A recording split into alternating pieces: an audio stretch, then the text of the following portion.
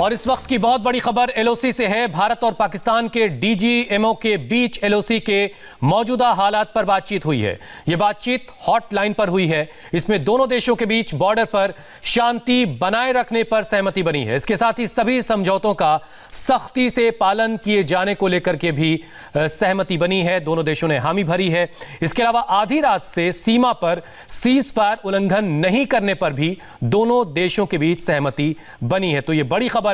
दोनों देशों के डीजीएमओ के बीच हॉटलाइन पर यह बातचीत हुई है और शांति बनाए रखने पर सहमति दोनों देशों के बीच हुई है। मनीष प्रसाद हमारे साथ इस वक्त फोन लाइन पर जुड़ चुके हैं, हमारे डिफेंस एडिटर।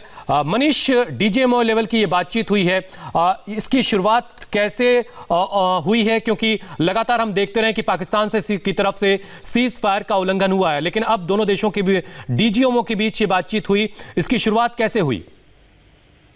हुसैन, ये 22 तारीख को सबसे पहले दोनों डीजीएमओ के बीच बातचीत हुई, जिसमें पाकिस्तान के डीजीएमओ जनरल नुमान और भारत के डीजीएमओ, भारतीय सेना के DGMO lieutenant general Paramjit Singh शामिल थे।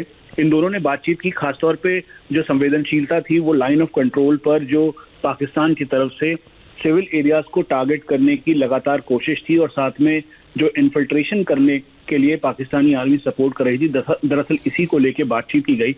और पिछले इस साल की शुरुआत से लेकर अभी तक करीबन 3,500 से ज्यादा बार सीज फायर वायलेशन पाकिस्तान की तरफ से हुआ है, तो इसकी गंभीरता दिखाई गई।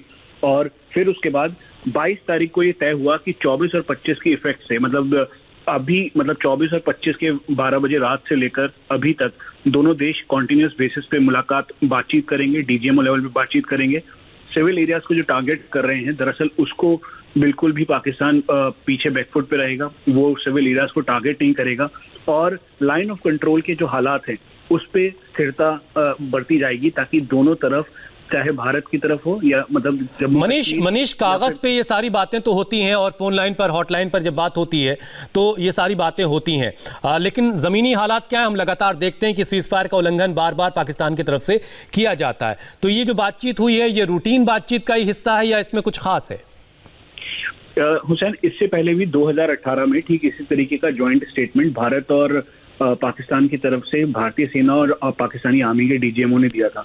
लेकिन उसके बाद देखा कि 2019 फिर 2020 इस पूरे टाइम पर पाकिस्तान की तरफ से सीज फायर वायलेशन और इन्फिल्ट्रेशन लगातार हो रहा है। एक पॉजिटिव जरूर कदम है, लेकिन उसके बाद भी भारतीय सेना के टॉप सोर्सेज के मुताबिक कहीं से भी उन्होंने अपने गार्ड्स को कम नहीं किया है, डाउन नहीं किया है, बल्कि पाकिस्तान लाइन ऑफ कंट्रोल के साथ साथ जो हिंटरलैंड पर लगातार प्रॉक्सी वॉर कर रहा है, आतंकियों के द्वारा आतंकी वारदात कर रहा है, उसमें कहीं से भी भारतीय सेना ढील नहीं बरतेगी, बल्कि और गार्डेड तरीके से इसको मॉनिटर करेगी।